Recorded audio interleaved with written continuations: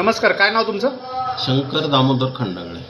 हां, निवडणुकीची रणधुमाळी सुरू झालेली आहे. तर या तुमच्या आमुंडी बोरघर गटामध्ये शिनोली बोरघर गट, आमुंडी गट यामध्ये अनेक उमेदवार उभे राहिलेले आहेत निवडणूक लढण्यासाठी. तर कोणाची हवा आहे या निवडणुकीमध्ये?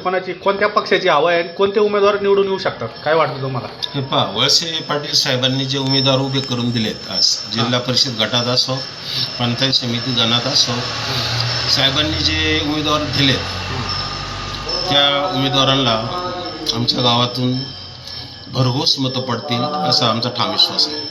का पण? कारण वळसे पाटील साहेबांची एक वेगळी छाप आहे. त्यांच्या जो कर्तृत्वाचा एक ठसा आहे. आज पूर्ण महाराष्ट्र राज्याला माहिती आहे. आमचं गावच सोडा, तालुक्याचं पूर्ण डेव्हलपमेंट वळसे पाटील साहेबांनी पुऱ्या तालुक्याचा चेहरा मोहरा पुरा बदलून टाकला आहे. कुठलाही शैक्षणिक क्षेत्र असो, औद्योगिक क्षेत्र असो, शेती क्षेत्र असो, तरुणांसाठी रोजगार या सगळ्या क्षेत्रामध्ये डेव्हलपमेंटचं काम वळसे पाटील साहेबांचं सगळ्यात अग्रगण्य स्वरूपाचं आहे. त्यामुळे त्यांनी जे उमेदवार दिले त्यांचा हात बळकट करण्यासाठी, हे बघा एक कॉपरेट असतं की आपली साखळी, जर ह्या साखळी पद्धतीने आपण वर गेलो तर आपण डेव्हलपमेंटपर्यंत जाऊ शकतो. ह्या अनुषंगाने आमच्या गावच्या तरुणांनी सगळ्यांनी एक विचार केला आहे की साहेब जे उमेदवार देतील त्या उमेदवाराच्या पाठीमागे आम्ही आज उभे राहणार आहोत. आणि बाकीच्या उमेदवारांना मतदान होणार नाही का तुमच्या? नाही, होऊ शकतं. हे बघा काय, ही लोकशाही, या लोकशाहीमध्ये अनेक मतं आहेत हा लक्षामध्ये, परंतु की तितका प्रसिद्ध न होणार आता हा लक्षामध्ये की ही पंचायत समिती झेडपीची वोटिंग आहे. आपल्याला डायरेक्टली यांच्याशी आपलं काम असतं की डायरेक्टली यांच्याकडे सपोर्टिंग असतं, कारण हे आपले स्थानिक पातळीवरचे नेते आहेत. आपल्याला यांच्याशी डायरेक्ट संपर्क करावा लागतो आणि यांच्याशी संपर्क करून आपली पुढले कामे होणार असतात. आज ज्या वेळेला जे सत्तेत असतात ते सत्य सांगते आपण गेलो तर ते वर्कआउट आपलं क्लिअर होऊ शकतं. तुम्हाला माहिती आहे उमेदवार कोण कोण आहेत तुमच्या भागामध्ये? हां, ही जिल्हा परिषदेला शीला राजेंद्र लोकरे, हां, आणि पंचायत समिती ज्योती प्रवीण पारदे आणि संजय सीताराम गवारी पंचायत समिती. हां. यामध्ये राष्ट्रवादीची काही कामं सांगता येतील का तुम्हाला? साहेबांनी या ठिकाणी आमुंडी गावामध्ये केलेली आहे. भरपूर कामं, आता अगण्य कामं आहेत. हे पाहिजे आता हे रस्ता हा पूर्ण हा साहेबांच्याच याच्यामधून झालेला आहे. अशा रस्त्याचं काम झालं. आमच्या पुढे आता दत्त मंदिराचं काम चालू आहे. दत्त मंदिराला आमच्या जवळजवळ 15 ते 20 लाखाचा निधी त्यांनी त्वरित मंजूर करून दिला. नदीवरती पुलाचं काम, आमच्या इथे नदीवरती पुलाचं काम, नाले लक्षात आलं का, पोट साऱ्या हा लक्षामध्ये, शेतीसाठी डेव्हलपिंग संपूर्ण काम अशी अगणित येते की साहेबांमुळं ह्या गावामध्ये पूर्ण चेंजअप झालेलं आहे. असं चेंजअप झालेले. आता हे उमेदवार येणार आहेत, या उमेदवारमध्ये बाकीचे जे उमेदवार आहेत त्यापेक्षा म्हणजे आता बाकीचे पण आहेत, सुरेखा हे गबाले आहेत, राजेंद्र गोडे आहेत. हे बघा, आम्हाला ह्या उमेदवाराचा विचार करण्याचा इतकी काही आम्हाला आवश्यकता नाही आहे. आलं लक्षामध्ये, आम्ही कॉम्पिटिशनमध्ये नाहीच आहे. आम्ही 1 बाय 1 लक्षात आलं का, आम्ही जे प्रोसेस ठरवलं आहे ना त्या प्रोसेसप्रमाणे मॅक्सिममली 80% वोटिंग आहे. मॅक्सिममली, मिनिमम नाही बोलत, मॅक्सिममली 80% वोटिंग आमुंडी इथं नाही. 80% वोटिंग प्लस 80+. हां, बरं. आता हे उमेदवार आहेत, हे 3 उमेदवार आहेत साहेबांनी दिलेले. हां, ते इथं सुखदुःखामध्ये नागरिकांच्या येतात का? हां येतात. हे गवारी साहेब, हे आता लोकरे, ह्या पूर्वी बी सत्तेमध्ये होत्या. लक्षात आलं का, पूर्वी सत्तेत होता. त्यांनी त्यांची आदिवासी समाजाची आमच्या पट्ट्यामधले इथे कायम आमच्या कार्यक्रमाला, कुठे यात्रा उत्सव असो, कोणाचं सुखदुःख असो, कुठे दशकिरेचा विधी असो, या सगळ्या विधी या कार्यक्रमाला असतात. कोण? संजय गवारी. हे सगळेच हे जे आहेत ना, हे गवारी, हे लोकरे, आता हे ज्योती पारदे हे नवीन उमेदवार आहे, ते शिनोली गटात आहे. हां, परंतु या साहेबांनी दिलेल्या उमेदवारांच्या पाठीशी तुम्ही 100% बॅकअप आहे. 100% backup. I am surely that.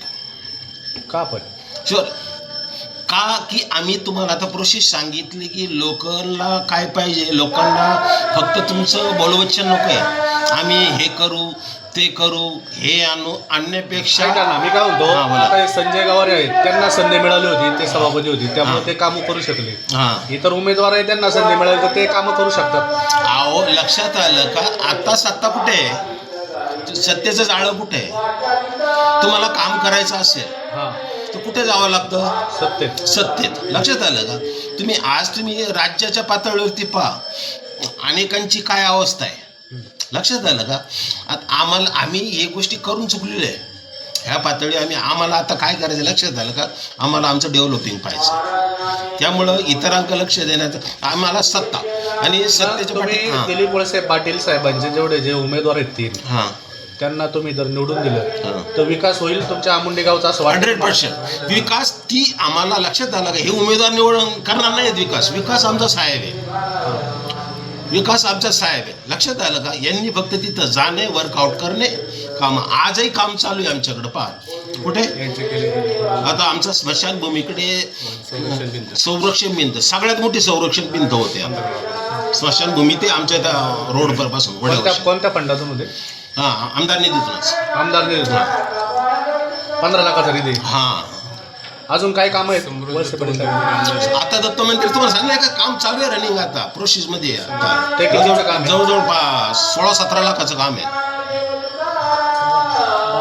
साहेबांच्या आवडीमध्ये समाज मंदिर आहे, ठाकरवाडीमध्ये समाज मंदिर. आता टोटली रनिंगची कामं डेव्हलपिंगमध्ये चालू आहे आता, म्हणजे प्रोसेसली ते आता ती कामं डेव्हलप झाली, जवळजवळ 90% कामं डेव्हलप झाली. काय नागरिकांना काय आव्हान कराल आमुंडी गावच्या? आमुंडी गावच्या नागरिकांना मी एकच आवाहन करतो की समस्त नागरिकांनी, तरुणांनी, लक्षात आलं का, हा एक चेहरा आहे. लक्षात आलं का, साहेबांनी आपल्यासाठी काय केलंय, लक्षात आलं का. आपल्याला साहेबांनी जे जे भरभरून दिले आणि इथून पुढे आपल्याला ह्या आमुंडी ग्रामचा अजून डेव्हलप करायचे, त्यासाठी ग्रामस्थांनी एक मोठी पाठिंबा साहेबांच्या पाठीमागं राहावा आणि दिलेल्या उमेदवारांना प्रचंड बहुमताने निवडून द्यावं. या आमुंडी गावची ग्रामपंचायत कोणत्या पक्षाची? राष्ट्रवादी.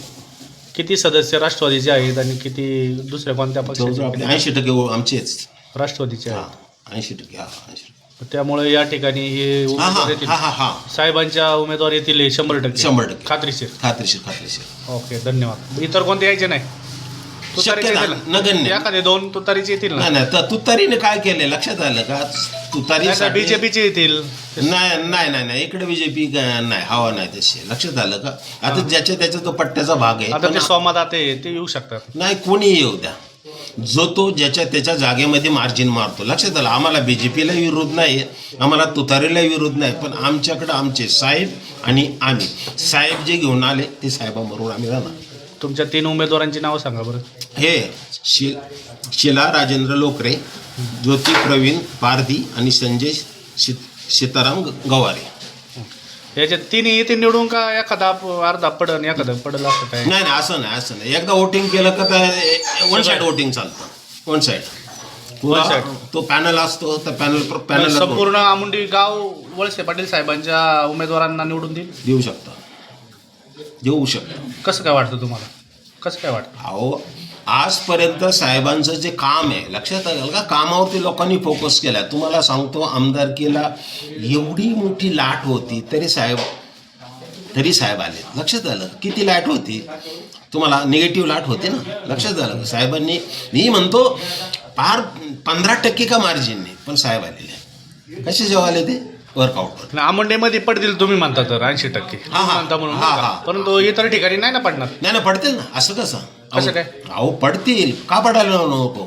जर साहेबांनी काम दिलंय, लक्षात आलं का. लोक ह्या विचार गोष्टी आज कंटाळलेत. लोक आम्ही आश्वासनं देतो, मी हे करू ते करू, आश्वासनाला बोलणार नाही लोक. साहेबांच्या पाठीमागं आंबेगाव तालुक्यामध्ये पंचायत समिती झेडपी गणामध्ये